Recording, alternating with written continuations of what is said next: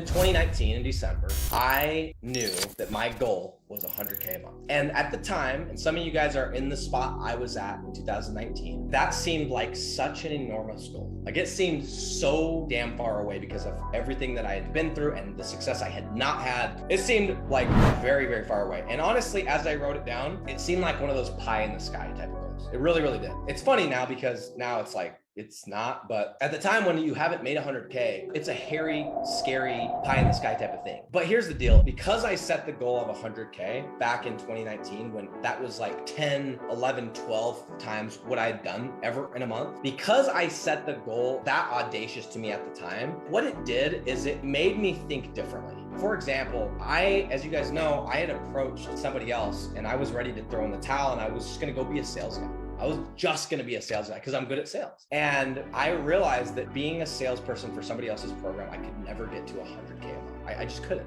And so it made me think different. It made me sit down and like re-strategize because I knew like that was not gonna get me where I needed to be. Because of that, I got rid of SEO, as you guys know. I got rid of the pay-per-lead shit. And it forced me to get radically just focused. And what's interesting is as a result of getting radically focused and setting that goal, guys, I hit 100K in July of 2020. I hit it that fast. I never would have thought I would even hit it, number one, much less in July. When I say that that was a defining moment of my life and my career, I mean it. It changed everything because up until that point, I identified as the 100K guy. I had made at least 100K or more, 100 to 200K every year since I was 22 years old. I was a 100K guy and I was proud of it. I was like, I make 100K, I make 6 figs, blah, blah, blah, blah, blah, right? That's who I was. But that year that I did 7 figures, it completely changed everything, not because of what it did for my account, not because I got to pay off the debt, not because I put in a pool or bought real estate or whatever. It changed everything because it changed my identity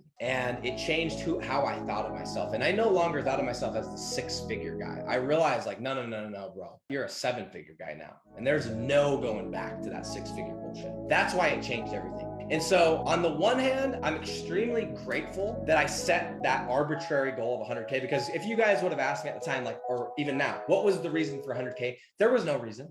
There was no special at 100K, I'm going to be able to do this or do this or do that. It wasn't like that. It was an arbitrary goal, but I just wanted to hit it. I want to hit it bad. And so on the one hand, I'm really, really, really grateful that I set that arbitrary monster goal at the time of 100K. I am. However, on the other hand, my single biggest regret is that I didn't set that goal higher. So on the one hand, I'm grateful as shit because of where I got to and what it did. But on the other hand, it is literally my single biggest regret. Why? Guys, because I hit the fucking goal. I hit the goal. I hit the 100K and I did it in 7 months. So all I can sit here and think about is like, why didn't I set it higher?